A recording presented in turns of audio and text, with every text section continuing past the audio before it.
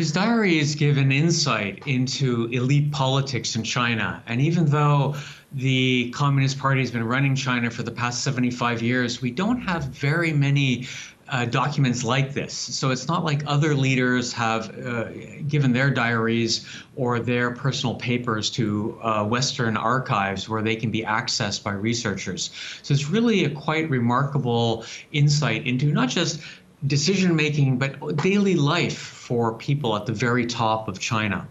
And among those insights were big events. Li Rui witnessed the Tiananmen massacre from a balcony overlooking the square. Can you tell us what did he observe?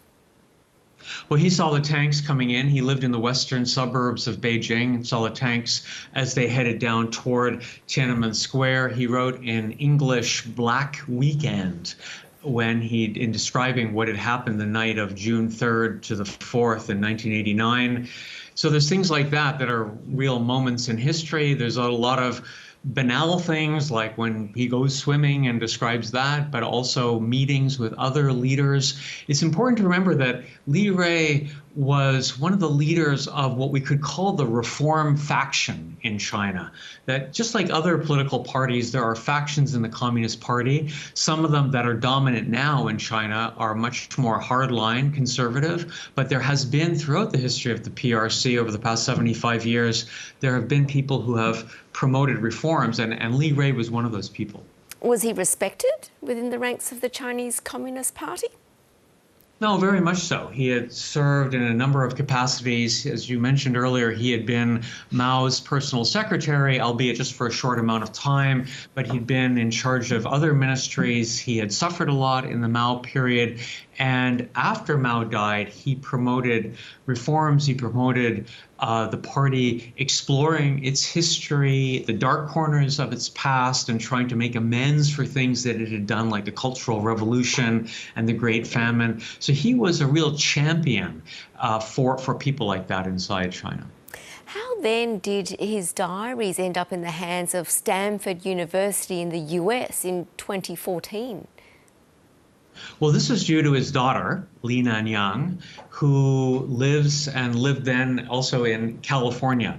She emigrated to the United States decades ago, was still close to her father. The two had differences, but she was still probably his intellectual heir, if you will. He had several marriages, but his daughter and he were quite close. And she brought the diaries to the United States, donated it to the Hoover archives at Stanford University with the understanding that when he died, they would be opened for serious researchers to access. Well, Zhang Yujun, Li Rui's second wife, is in her 90s now and has spent millions fighting for the return of the diaries, saying they belong to her. What is her argument? Well, quite simply, she's his widow and says that his personal belongings are hers, and will sometimes point out that her husband and his daughter were not always close. They were sometimes argued and things like that. But I think you have to consider that Li Rui was a person who liked to engage with outsiders. He liked to talk to foreign journalists. He liked academic research. It's very plausible to me that his daughter had his permission to take this abroad and to donate it. Obviously, in his lifetime, it would have been difficult to do that, so it had to have been done after he died. I think it's also difficult to imagine that his widow on her own would be able to hire these expensive lawyers to conduct this legal campaign that costs hundreds of thousands of dollars. So there's clearly somebody's behind this, somebody's put her up to this, I think. But it's a sign, I think, that the Communist Party doesn't want this kind of thing released to the public. Well, she has denied that there is a plot to hide the diaries from the public, driven by Beijing.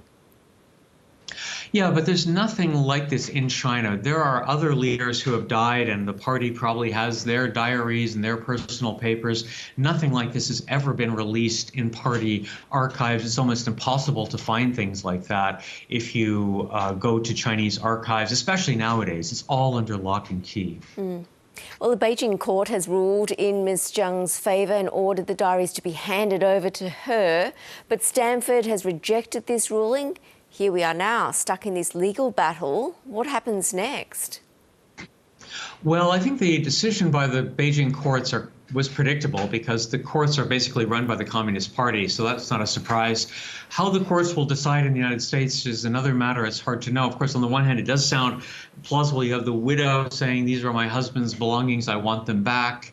However, Stanford University did have an agreement with the daughter that she was acting on behalf of her father.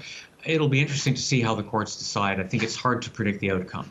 What do you think Li Rui would have wanted? I mean, in many countries, the diaries of a political leader would be housed in an archive, available to researchers. What would happen to the diaries if they were returned to China?